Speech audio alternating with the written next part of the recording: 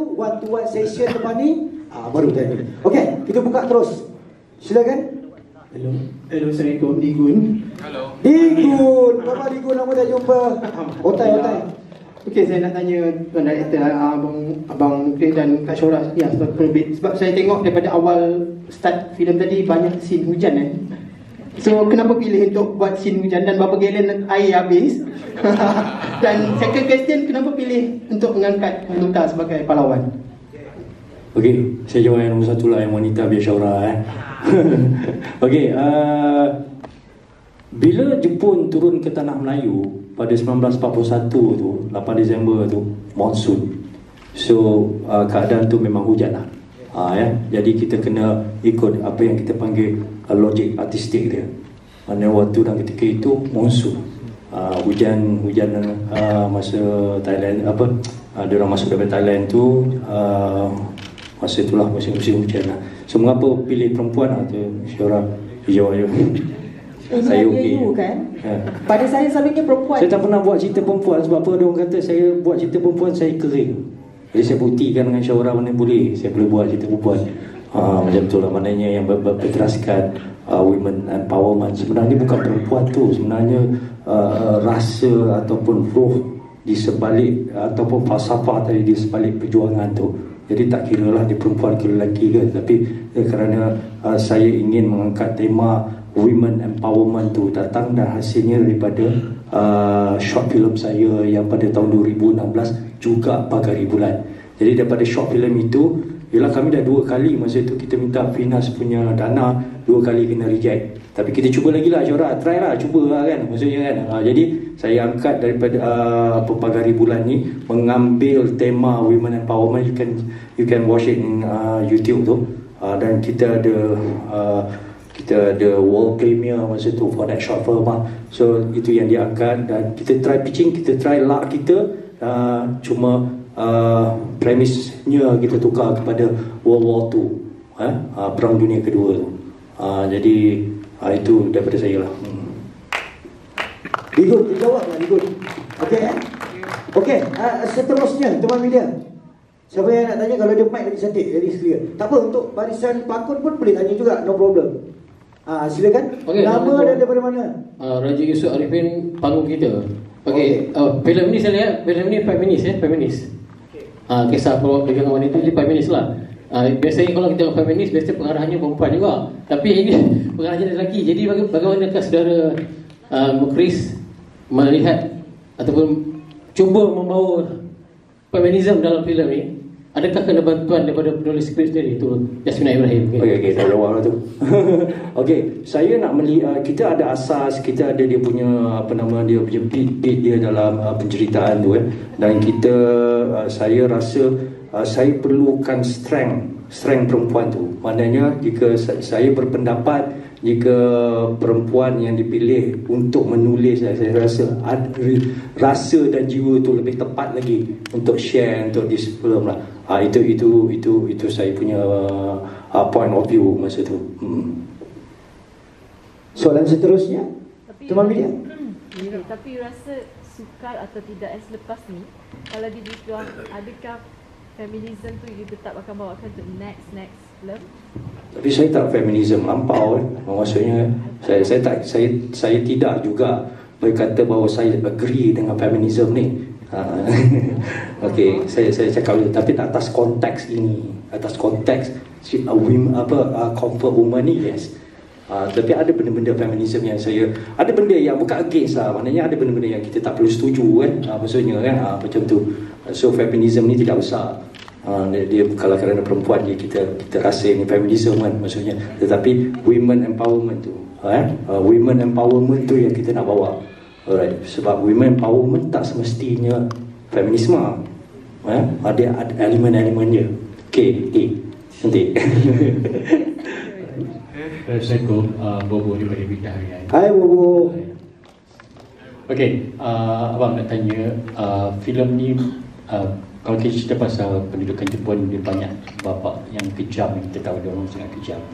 So untuk realisasikan ni buat bapa kekejaman tu, ada tak yang terpaksa dipotong ke sebab untuk lebih realistik, tapi dipotong atas sebab syarat-syarat yang terpaksa dipatuhi, dan kalau ada berapa peratus yang dipotong. Okey, dia banyak lagi benda-benda yang off scene juga dalam filem ni. Jadi untuk saya ada director's cut. Director's cut saya 3 jam. Tapi saya takkan nak bagi semua layan 3 jam lah, bukan, sebab itu bukan culture dan budaya kita menonton di sini lah. Jauh lagi lah nak tengok macam Francis Ford Coppola punya oh I mean macam tu lah. Jadi betul ada banyak off scene yang telah dibuat, tetapi saya keep to saya punya personal lah 3 jam tu. And then kita ada satu potongan daripada LPF, potongan terakhir. Okey, kita potongan ini dibuat ada sebenarnya benda ni penting untuk saya bercerita, tapi itu last shot last scene dipotong disebabkan bulan ni selepas habis dia tadi tu, dia ada story lagi ke depan tu, yang itu yang dipotong. Dia sepatutnya masuk anti-Japanese army sebelum MPAJA, dan scene tu dipotong. Scene dipotong tu saya reda lah, sebab yelah betul lah tu, dia takut I'm promoting komunis. But I'm not promoting komunis. No. Cuma kita nak cakap bahawa kebanyakannya pada masa itu, bila Jepun dah gerak, komunis yang menguasai. Itu yang ada 11 hari yang dia orang memerintah secara kejap. So bulannya masuk MPA. Masa tu dia tak ada komunis lagi. MPA, Malaysian People Anti-Japanese Army. Dia masuk dan dia tak barulah dia nampak bahawa oh komunis ni lagi teruk, dan dia keluar. Dia ada perang Sungai Manik apa semua tu sebenarnya. Jadi scene tu dipotong. Tapi tak apa, saya reda, dan untuk saya buat last shot dekat gambar tu perlukan lama juga untuk saya berfikir macam mana saya nak change this thing, because dia totally lari daripada apa yang ni kan. Jadi kita come with the, sekarang yang anda lihat poster tu kan, dia dengan anak tu. Saat VO tu datang selepas filem ni. Shot tu sangat penting. I mean the scene sangat penting dan dipotong. Macam tu. Tapi kalau benda tu mungkin penting sebab kata nak gambarkan mengenai woman empowerment, kenapa pihak 11 Film Kreatif tidak mempertahankan babak tu, terpaksa akur pada LPF? Saya tak ada masa tu, yang ada Syaura. Dia kalau saya memang bertahankan. Ya, dah sebut dah tak nak. Okey, saya dipanggil oleh LPF. Sebenarnya ada beberapa scene yang hampir dipotong, dan kita kena membuat pilihan lah.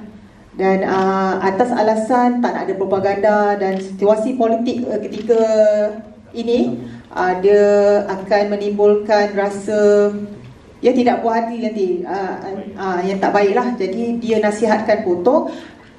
Tapi scene seperti potong tangan yang berkembang itu, alhamdulillah lepas. Cuma satu scene tu je. Kita pun takut lah masa tu yang benda-benda tu dipotong kan. Tapi alhamdulillah dia tak potong tu. Jadi kita okey, tak ada masalah dengan potongan tu. Sebab apa, kita bekerja dengan kreatif, jadi kita kena selesaikan dengan kreatif lah. So maksudnya alasan daripada pihak LPF adalah kerana tidak mahu benda ada isu. Betul lah. Saya dah berfikir berkaitan dengan politik di Malaysia. Saya tak pasti, tapi itu akan trigger lah. Dia akan trigger lah. Jadi saya tak nak filem saya jadi macam tu. Saya nak kita raikan lah filem ni kan. Jadi macam tu lah keadaan ni. Okey, Bobo, kita jawab Bobo. Baik. Seterusnya, teman media. Next. Soalan daripada teman media yang lainnya. Tapi saya nak tanya, you guys tanya saya Saya nak tanya you guys sendiri. Boleh. Saya tanya balik. Okey. Last kali tadi, scene yang last kali tu, yang orang tua tu, siapa dia? Anak bulan. Baguslah media ni. Gini. Mana menonton dengan bayar tu. Sebab apa, ada benda-benda saya selalu uji mereka yang menonton dengan last couple ni. Ada yang cakap Mira. Lebih anak Mira ya. Okey, betul. Anak dia macam Muhammad. Tangan dia pun tak ada. Tangan dia ada. Kalau bapak dia dah jadi habuk lah kan. Betul.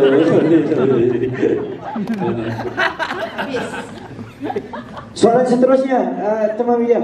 Sebelum kita santai-santai kita tutup, lepas ni kita boleh buat one session. Kalau ada seorang untuk last closing, ni harapan kita 5 Oktober. As a producer yang bertukus lumus, yang macam-macam, mintalah apa-apa harapan daripada teman media kita minta direct je. Okey. Sokongan apa semua.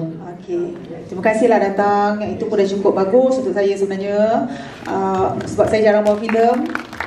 Kan 2 tahun sekali, kadang 3 tahun sekali.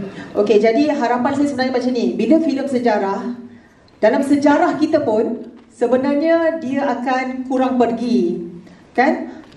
Dia mungkin dapat sambutan pada penggiat seni, tapi saya risau sambutan penonton. Jadi saya haraplah kita sama-sama mungkin dapat mempromosikan filem ini, kalau ya, untuk pergi lebih jauh lah.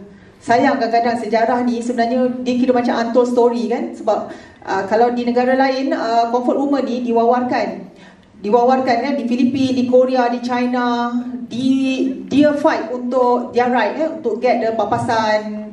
Tapi kat Malaysia senyap. Tiada orang fight disebabkan maruah macam tadi yang hujung scene kan, sebab maruah. Jadi mungkin kadang-kadang benda ni bukan saja perjuangan lelaki-lelaki Melayu zaman dulu, tapi perjuangan wanita tu sendiri semasa berada dalam keadaan perang. Itu saja saya nak cakap. Terima kasih. Teman media, last question kalau ada sebelum kita tutup untuk one session. Cukup lah. Cukup lah, dia nak tidur lah, besok nak kerja. Tak ada. Aku dah kira. Riz, ada nak tambah apa ke Riz sebelum kita tutup? Saya yang yang pasal Busan tu, sebab aku teringat. Busan. Oh, okey.